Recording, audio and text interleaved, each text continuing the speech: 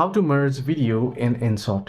Well, hello everybody, welcome back to the channel. Let me guide you through quick and easy and how you can merge videos in InShot.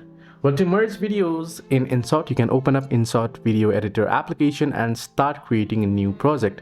Once you start creating the project, you want to add in your videos that you like to merge. So you can see two different videos here I've added.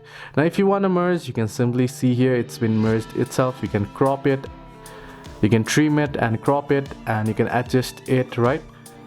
So I want to trim this part and I want to merge this too. You can see it has been merged. If you want to add little effect in between, so transition effect, then you can add in the transition effect as well. So let me show you here. I've added the transition, and this time here you can see the transition has been made. So you can insert it this way. If you want to add an overlay, then you can select the PIP mode, the Windows mode here, PIP mode, and then add in the video. Once you have added the video, you can crop it to the size that you want. For example, you want it on the upper part of your video, so you can select it this way.